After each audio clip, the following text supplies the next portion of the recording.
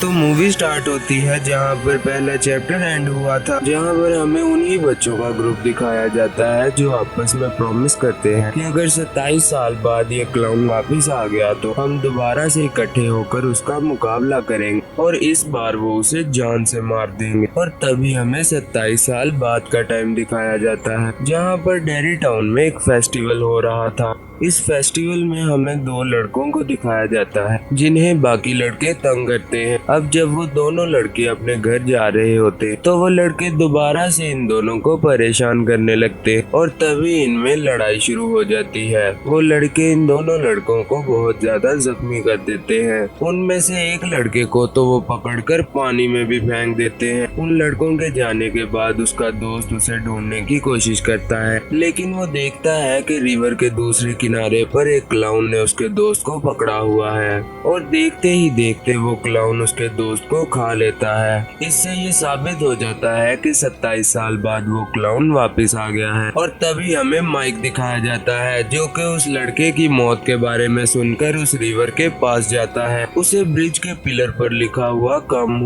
Home नजर आता है, जिसे देखकर वो समझ जाता है कि वो क्लाउन वापस आ गया है। तभी माइक अपनी लाइब्रेरी में अपने फ्रेंड्स के कांटेक्ट नंबर ढूंढने लगता है। कांटेक्ट नंबर्स मिलने के बाद वो सबसे पहले बिल को फोन करता है। माइक बिल को मिलने के लिए कहता है और बिल माइक से मिलने के लिए तैयार हो जाता है। इसके बाद माइक बेन को कॉल करता है और उसे मिलने को कहता है। तभी माइक बेवर्ली को फोन करता है और उसे मिलने को कहता है। कॉल आने की वजह से बेवर्ली का हस्बैंड उसे मारने लगता है, लेकिन बेवर्ली उससे अपनी जान छुड़ाकर भाग जाती है। तभी माइक लास्ट में अपने फ्रेंड स्टैनली को फोन करता है और उसे उस क्लाउन के बारे में बताता है। वो उस क्लाउन के बारे में सुनकर इतना डर जाता है कि बाथटब में अपनी वेन काट कर सुसाइड कर लेता है। स्टैनली को छोड़कर सभी फ्रेंड्स डेरी टाउन पहुंच जाते हैं। वो सभी एक होटल में आकर एक दूसरे से मिलने लगते हैं। अब चूंकि उन सभी का बचपन डेरी टाउन में गुजरा था, इसीलिए उन्हें अपने बचपन की बातें याद आने लगती हैं। तभी माइक उन्हें बताता है कि 27 साल के बाद अब वो क्लाउन वापस आ गया है और लोग मरना शुरू हो गए हैं। वो उन्हें बताता है कि चूंकि हमने कसम खाई थी, इसलिए अब हम उसका मुकाबला करेंगे और हम मिलकर उसे जान से मार देंगे। लेकिन माइक की बात सुनकर सभी डर जाते हैं क्योंकि उनमें से अब कोई भी उस क्लाउन का मुकाबला नहीं करना चाहता था। फिर ये सभी एक एक करके अपने फॉर्चून कुकीज को ओपन करते हैं और बहुत बहस के बाद फॉर्चून कुकीज ये सेंटेंस बनाते हैं कि Stanley could not cut it. इस मैसेज को पढ़ने के बाद वो सभी बहुत परेशान हो जाते हैं क्योंकि वो सभी समझ जाते हैं कि कुछ ना कुछ तो गड़बड़ है। और तभी वो सब होटल से बाहर आते हैं और बेवर्ली स्टैनली को कॉल करती है और बेवर्ली को पता चलता है कि स्टैनली मर चुका है। ये सुनकर सब लोग डर जाते हैं और वहाँ से एक एक करके चले जाते हैं, लेकिन माइक बिल को अपने साथ रुकने पर मना लेता है और वो बिल को उसी जगह पर लेकर जाता है जहाँ पर वो रहता था। और तभी माइक बिल को पानी में एक ड्रग मिलाकर पिलाता है जिससे बिल को विजन्स आने लगते हैं। और माइक बिल को एक बहुत ही पुरानी चीज दिखाता है जिसमें वो उस क्लाउन को कैद कर सकते हैं। वो बिल को बताता है कि 18th सेंचुरी में एक अमेरिकन ट्राइब ने इस चीज में उस क्लाउन को कैद किया था। और वो बिल को बताता है कि मैं उस ट्राइब से मिलने गया था और मैं वहीं से ये चीज चुरा कर लाया हूँ ताकि हम उस क्लाउन को कैद कर सके। विजन्स की वजह से बिल वो सब कुछ देख लेता है जो माइक के साथ वहाँ पर हुआ था। इन विजन्स के बाद बिल क्लाउन से लड़ने के लिए एग्री हो जाता है। दूसरी तरफ बेवर्ली बेन को बताती है कि मैंने अपने ड्रीम्स में हर बार अपने फ्रेंड्स को मरते हुए देखा है। वो बताती है कि मैंने पहले से ही ड्रीम देख लिया था कि स्टैनली सुसाइड करके ही मरेगा और अब वो सोचते हैं कि अगर हमने उस क्लाउन को ना मारा तो हम भी स्टैनली की तरह एक एक करके मर जाएंगे। और तभी ये सब उस क्लाउन से लड़ने के लिए एग्री हो जाते हैं और वहाँ पर बिल और माइक भी आ जाते हैं और वो सभी दोस्त मिलकर उस क्लाउन को मारने का प्लान बनाते हैं। माइक उन्हें बताता है कि उस क्लाउन को मारने के लिए तुम सबको एक काम करना होगा जिसमें उन्हें अपने बचपन से जुड़ी हुई चीजों को लाना होगा ताकि वो उन सब चीजों को जलाकर उस क्लाउन को मार सके। और वो ये सब कुछ उस एंशिएंट सिरामिक में ही करेंगे और तभी वो सब अपने बचपन से जुड़ी हुई चीजों को ढूंढने निकल जाते हैं। सबसे पहले बेवर्ली को दिखाया दिखाया जाता है जो अपने उसी घर में जाती है जहाँ वो बचपन में अपने फादर के साथ रहती थी। वो वहाँ पर एक ओल्ड लेडी से मिलती है जो अब उस घर की ओनर थी। बेवरली अपने कमरे में जाकर वो लेटर ढूंढती है जो बचपन में उसे बेन ने दिया था और उसे वो लेटर मिल जाता है। और जब वो वहाँ से जाने लगती है तो वो बूढ़ी औरत एक मॉन्स्टर में बदल कर उस पर अटैक कर देती है, लेकिन बेवरली वो लेटर लेकर वहाँ से भाग जाती है। फिर हमें बिल दिखाया जाता है जो उसी नाले के पास आकर रुकता है जहाँ पर बचपन में उसके छोटे भाई को वो क्लाउन उठाकर ले गया था। उस नाले के पास आकर बिल चीखते चिल्लाते हुए उस क्लाउन से कहता है कि इतने सारे बच्चों में तुमने मेरे छोटे भाई को ही क्यों अपना शिकार बनाया। तभी उस नाले से आवाज आती है कि उसे बिल चाहिए था, लेकिन उसे बिल नहीं मिला तो उसने उसके छोटे भाई को ही उठा लिया। और तभी बिल को उस नाले में उसका छोटा भाई जॉर्जी नजर आता है। बिल उस नाले में हाथ डालकर अपने छोटे भाई को बाहर निकालने की कोशिश करता है और तभी वो क्लाउन बिल को अंदर खींचने की कोशिश करता है, लेकिन बिल फौरन से अपना हाथ छुड़ाकर उस नाले से बाहर आ जाता है और उसके हाथ में वही बोट होती है जो बचपन में उसने अपने छोटे भाई को बनाकर दी थी। और इसी इंसिडेंट की वजह से बिल को उसके बचपन से जुड़ी हुई चीज भी मिल जाती है।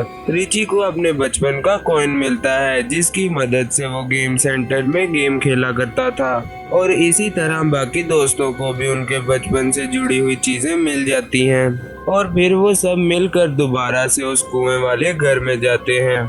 घर में एंटर होते ही वो क्लाउन उन पर अटैक कर देता है और वो बेन के पेट पर चाकू की मदद से होम एट लास्ट भी लिख देता है और तभी इन सब के सामने उनके बचपन के फ्रेंड स्टैनली का सर आ जाता है और उसके सर में से स्पाइडर की तरह बहुत सी लेग्स बाहर आती हैं और वो रिची पर अटैक कर देता है। उस स्पाइडर हेड से रिची को बिल और बेन दोनों मिलकर बचाते हैं और तभी वो सब मिलकर उस कुएं में जाते हैं जहां पर उन्हें एक खुफिया रास्ता मिलता है। उस गुफा में जाते वक्त वो लोग उस जगह पर पहुंच जाते हैं जहां पर वो क्लाउन पहली दफा इस दुनिया में आया था।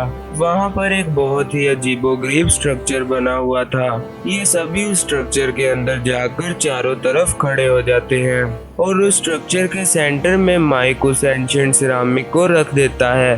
माइक उस एंशिएंट सिरामिक में आग लगाता है और वो सभी लोग अपने बचपन से जुड़ी हुई चीजों को उसमें डाल देते हैं। फिर वो सभी एक दूसरे का हाथ पकड़कर रिचुअल स्टार्ट करते हैं जिसमें वो एक ही लाइन बार बार रिपीट करते हैं, turn lights into dark. Ritual start होते ही 3 लाइट्स उस सिरामिक की तरफ आती हुई दिखाई देती हैं। असल में ये तीनों लाइट्स ही उस क्लाउन की असल फॉर्म थी। आहिस्ता आहिस्ता ये तीनों लाइट्स उस सिरामिक के अंदर चली जाती हैं जिन्हें माइक फौरन से ढक देता है और तभी उस सिरामिक के अंदर से एक रेड कलर का बैलून बाहर आने लगता है और ये बैलून बहुत बड़ा होकर फट जाता है जिसमें से वो क्लाउन बाहर आ जाता है और वो सभी से सवाल करता है कि क्या तुम्हें माइक ने सही तरह से रिचुअल नहीं बताया। वो उन्हें बताता है कि जो लोग भी इस रिचुअल को कंप्लीट करेंगे वो फाइनली मारे जाएंगे। ये बात सुनकर वो सभी बहुत घबरा जाते हैं और माइक पर गुस्सा होने लगते हैं और फिर देखते ही देखते वो क्लाउन एक बहुत बड़े स्पाइडर में बदल जाता है और उन सब पर अटैक कर देता है। इसी दौरान वो सब एक दूसरे से अलग हो जाते हैं और वो क्लाउन उन सबको विजन्स दिखाने लगता है और वो उन सबको उन्हीं चीजों से डराता है जिनसे वो असल में डरते हैं। तभी वो क्लाउन रिची को अपनी लाइट्स दिखाता है जिसकी वजह से वो हवा में उड़ने लगता है